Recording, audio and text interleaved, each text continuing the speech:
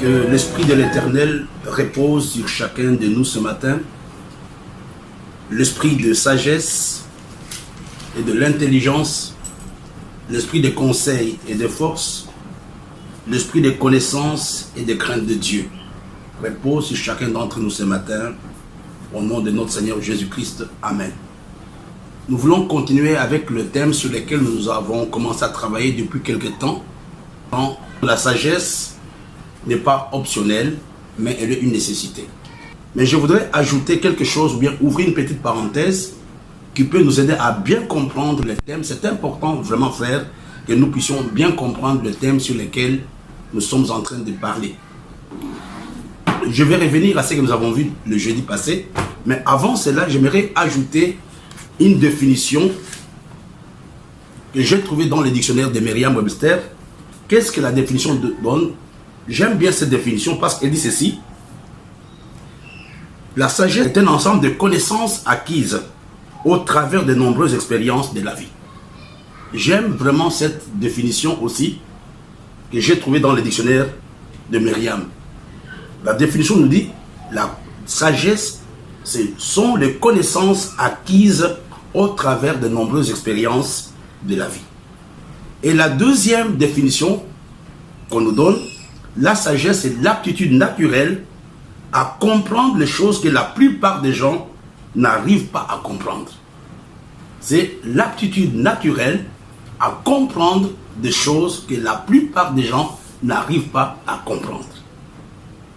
Et la troisième définition, la sagesse, c'est la connaissance de ce qui est convenable ou raisonnable.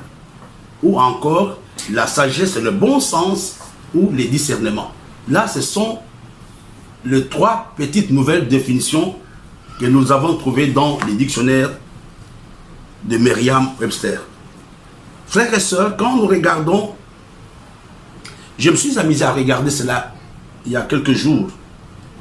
Le mot sagesse, en anglais c'est wisdom, et connaissance c'est knowledge, apparaît dans Google à peu près 1,1 milliard de fois. Mais par contre, le mot sagesse, wisdom en anglais, apparaît 220 millions de fois. C'est pour nous dire que la sagesse et la connaissance sont des notions très importantes et qu'on ne peut pas facilement enseigner. On peut les enseigner, mais on ne peut pas épuiser tous les termes. On ne peut pas épuiser toute cette grande notion de la sagesse. Mais ce matin, on va continuer avec quelque chose de très important, parce que n'oublions pas que le jeudi, j'avais parlé des avantages de la sagesse. Mais je veux revenir là-dessus. Allons dans le livre de Proverbes, au chapitre 8. J'appelle cela l'appel de la sagesse. Donc dans cet enseignement de ce matin, nous commençons avec une petite nouvelle notion, l'appel de la sagesse. Écoutez ce que la Bible nous dit. La sagesse ne crie-t-elle pas, l'intelligence ne s'élève-t-elle pas sa voix? C'est au sommet des hauteurs près de la route. C'est à la croisée de chemin qu'elle se place, à côté des portes, à l'entrée de la ville, à l'intérieur des portes. Elle fait entendre ses cris. Homme, c'est à vous que j'écris, et ma voix s'adresse au Fils de l'homme. Mais quand vous regardez le texte que nous venons de voir, on donne pratiquement, ce sont les endroits géographiques. On parle des sommets de hauteur, on parle de la croisée de chemin, on parle d'être à côté des portes, on parle près des portes de ville, on parle de l'intérieur des portes. Au fait, ces références géographiques nous amènent à comprendre que la sagesse se trouve dans tout le lieu de rencontre des hommes. Qu'est-ce que je veux dire par là? Nous avons besoin de la sagesse dans toutes les organisations humaines, sans exception. Et non seulement nous avons besoin de la sagesse, non seulement la sagesse humaine est nécessaire dans toutes les organisations humaines, mais elle est surtout, personne n'a l'excuse de ne pas être sage ou de ne pas chercher la sagesse. Chacun de nous a l'obligation de rechercher la sagesse parce qu'on peut la trouver partout. La sagesse nous appelle pratiquement partout. Elle nous appelle dans nos maisons, elle nous appelle à l'université, elle nous appelle à l'église. La sagesse fait un appel à chacun d'entre nous, quel que soit l'endroit où on se trouve. Tu ne peux pas dire que je suis dans un endroit où la sagesse ne peut pas me parler. Tous les endroits de rencontre de l'homme sont les endroits par excellence où tu peux rechercher la sagesse. Mais quel est le message de la sagesse? Je reprends d'abord. La sagesse nous appelle. La sagesse nous cherche. Et la Bible qualifie l'homme qui n'a pas besoin de la sagesse comme étant un homme stupide. Un homme qui n'a pas besoin de la sagesse. Un homme qui ignore la sagesse, la Bible qualifie cet homme de stupide. Et je n'aimerais pas que tu en arrives là. Mais quand nous lisons toujours dans la parole de Dieu, la sagesse a un message dans le livre des Proverbes. Quel est le message de la sagesse? Je vous ai dit d'abord que la sagesse nous cherche. Elle te cherche toi, elle me cherche moi. Tous les endroits où les hommes se rencontrent, tous les endroits où les hommes vivent ont besoin de la sagesse. Et la sagesse est au milieu de ces endroits-là. Et la sagesse appelle l'homme, viens auprès de moi. Nous avons vu, elle est dans le sommet, elle est à la porte. Toutes les références géographiques veulent dire simplement que tous les lieux de rencontre des hommes ont besoin de la sagesse de Dieu. Mais il y a un seul message, quand vous lisez dans les Proverbes chapitre 8, à partir du verset 6, écoutez, car j'ai de grandes choses à dire, et mes lèvres s'ouvrent pour enseigner ce qui est pour enseigner ce qui est droit. Car ma bouche proclame la vérité, et mes lèvres ont en horreur le mensonge. Quel est le message de la sagesse? C'est simple. Le message de la sagesse est simple. Le message de la sagesse se résume en 3 mots. Le premier mot, c'est la droiture. Quand nous parlons de la sagesse, dans la vie d'un homme, nous faisons allusion à la droiture. Ça, n'oublie pas. Le message de la sagesse, ou la sagesse nous enseigne la droiture. Et la deuxième chose que la sagesse enseigne, c'est la vérité. Parce qu'il dit que la sagesse hait le mensonge. La sagesse enseigne la droiture. La sagesse enseigne la vérité. Et la troisième chose que la sagesse enseigne l'intégrité. Regardez mes bien-aimés, quelle que soit la vie que tu as besoin de ces 3 points. Tu as besoin de ces 3 choses. La droiture dans ta vie, la vérité et l'intégrité. Et tu comprends que s'il n'y a pas de droiture dans la vie, dans ta vie ou dans ma vie, s'il n'y a pas de vérité dans ta vie ou dans ma vie, et s'il n'y a pas d'intégrité, on ne peut pas prétendre qu'on est sage. Pour revenir à ce que j'ai dit il y a quelques jours, un homme peut faire un tas de choses, mais s'il n'y a pas de droiture, s'il n'y a pas d'intégrité dans ce que cet homme fait, il n'y a pas de sagesse. Ça, c'est la parole de Dieu qui l'a dit. Ce n'est pas moi qui l'ai dit, nous le voyons dans la parole de Dieu. Et n'oublions pas ce que nous avons vu. Encore, nous sommes en train de parler du message de la sagesse. J'ai parlé d'abord de l'appel de la sagesse. La sagesse nous cherche partout où nous sommes. Il n'y a aucun endroit où la sagesse ne nous parle pas. La sagesse te parle dans ta maison. La sagesse te parle dans ton lieu de service. La sagesse te parle dans le marché. Quel que soit l'endroit où tu te trouves, la sagesse peut te parler. Mais le véritable problème, la sagesse nous parle, mais nous refusons d'écouter la sagesse. Et la parole de Dieu nous dit que les gens qui n'écoutent pas la sagesse, les gens qui refusent la sagesse, la Bible qualifie ces hommes et ces femmes de stupides. Mais alors revenons à quelque chose, toujours dans le message de la sagesse, Proverbe chapitre 8, verset 13. La crainte de l'Éternel, c'est la haine du mal, l'arrogance et l'orgueil, la voix du mal et la bouche perverse, voilà ce que je hais. Ici, nous ajoutons les compléments à ce que nous avons vu il y a quelques temps. Tout à l'heure, je vous ai donné la définition de Myriam dans le dictionnaire. Mais on peut ajouter à partir du Proverbe chapitre 8, verset 13, de nouveaux éléments. La sagesse, c'est la crainte de l'Éternel et la haine du mal. Tu dois détester le mal dans toutes ses formes. Et puis aussi, la sagesse déteste l'arrogance, l'orgueil et la voix du mal. Et la bouche perverse. J'aimerais insister, mes bien-aimés, il n'y a pas de sagesse pour les orgueilleux. Parce qu'en fin de compte, l'orgueil se croit à son propre mensonge. L'orgueil t'amène à te dire que tu es le plus important, tu es le plus intelligent, mais c'est un manque de sagesse. La sagesse déteste le mal.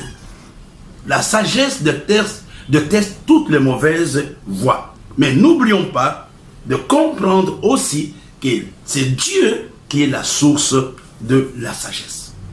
J'aimerais ce matin, là où tu te trouves, pourquoi j'ai commencé par là, et il ne faut pas être à l'université pour avoir la sagesse. Quel que soit l'endroit où tu te trouves, tu peux dire à Dieu, accorde-moi la sagesse. Jacques nous a enseigné là-dessus que si quelqu'un d'entre vous manque de sagesse, il la demande.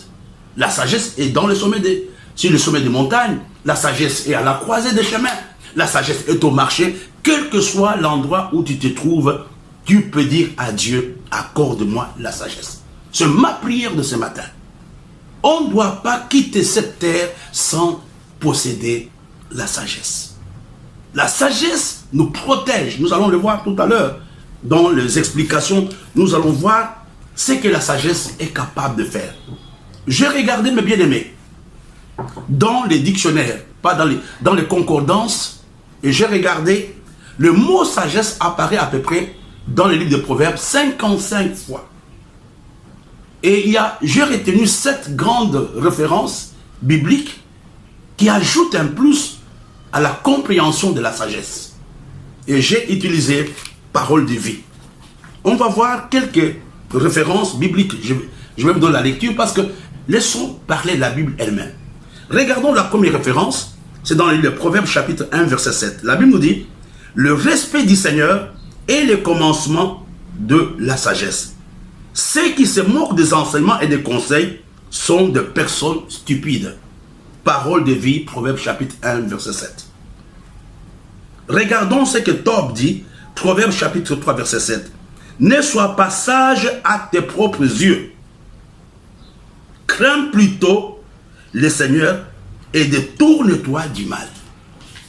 La Bible elle-même explique clairement c'est quoi la sagesse. Et la troisième référence, nous dit ceci, n'abandonne pas la sagesse, elle te gardera. Dit, n'abandonne pas la sagesse, elle te gardera. Aime-la, elle te protégera. N'abandonne pas la sagesse, elle te gardera.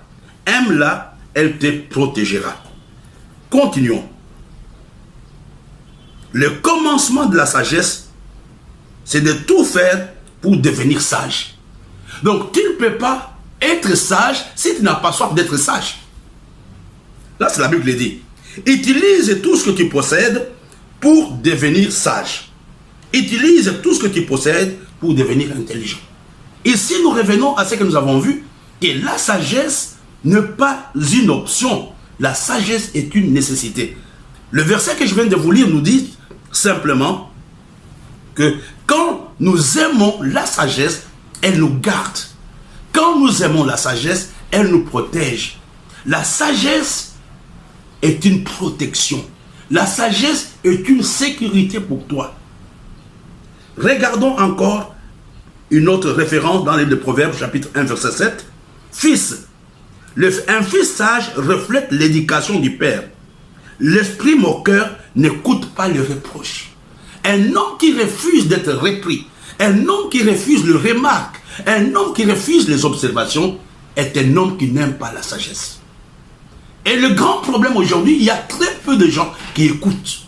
Il y a très peu de gens qui font des choses selon ce qu'ils veulent. Quand on te dit non, ceci n'est pas juste, dis non, non, non, moi je connais. Non, un homme sage est un homme qui écoute les autres lui parler. C'est dans le livre de Proverbes, chapitre 13, verset 1. Regardons Proverbes 14, verset 8. Une personne prudente fait attention à sa conduite. Une personne prudente fait attention à sa conduite et les sages. Celui qui manque de sagesse trompe les autres et est le stupide. Proverbe chapitre 14, verset 8. La Bible nous dit que celui qui manque de sagesse trompe les autres et est le stupide. C'est pour nous dire que la sagesse anoblit nos relations. Beaucoup de relations sont catastrophiques. Pourquoi? À cause du manque de sagesse. Je vais répondre totalement à ce que j'ai promis le jeudi. Regardons encore un autre verset. Proverbe chapitre 15, verset 12. Celui qui se moque de tout ce qu'il aime, qui n'aime pas le reproche, celui qui se moque de tout qui n'aime pas le reproche, il ne fréquente pas les sages. Proverbe chapitre 15, verset 12. Donc nous voyons un homme qui n'aime pas être sage, un homme qui n'est pas sage, refuse la fréquentation des sages. Et on va terminer avec un autre verset. Proverbe chapitre 29, verset 11. Les sots montrent toute sa colère, mais les sages la retiennent et la calment. Proverbe 29, verset 11. Ici, je vous ai donné quelques références qui peuvent nous amener à comprendre le bienfait de la sagesse. Nous allons voir le bienfait de la sagesse. La première chose, la sagesse, comme je l'ai dit, j'ai dit, déjoue les plans du diable. La deuxième chose, la sagesse m'aide à gérer efficacement les choses que Dieu m'a données. La troisième chose, la sagesse me garantit la longévité sur la terre. C'est dans le Proverbe, chapitre 8. Pour avoir une vie heureuse et une longue vie sur cette terre, il faut apprendre la sagesse. Il y a des gens qui sont morts avant leur temps à cause du manque de sagesse. J'aimerais ce matin que Dieu t'aide à... La longévité sur la terre dépend aussi en partie de la sagesse. Et la troisième chose que nous pouvons, ou la quatrième, la sagesse apporte la paix et le bonheur. Un homme qui a la sagesse est un homme qui va vivre dans la paix, dans la tranquillité. Ou cinquième, je ne sais pas, la sagesse anticipe le futur. Un homme qui est sage regarde le futur. Pensons un peu à Joseph. Donc, à cause de sa sagesse, c'est lui qui va organiser l'économie de l'Égypte pour les prochaines années. Et pour terminer, la sagesse valorise un homme. Un homme qui possède la sagesse est un homme qui a de la valeur. C'est dans le livre de Daniel, chapitre 1, verset 20. Si Daniel a été important dans le royaume de Babylone, c'était essentiellement à cause de la sagesse. À cause de la sagesse, Joseph était devenu important. À cause de la sagesse, Daniel était devenu important. Mon frère et ma soeur, la sagesse c'est pour toi d'abord. Un homme qui n'est pas crédible, un homme qui n'est pas sage, va être considéré comme la boue dans la cité.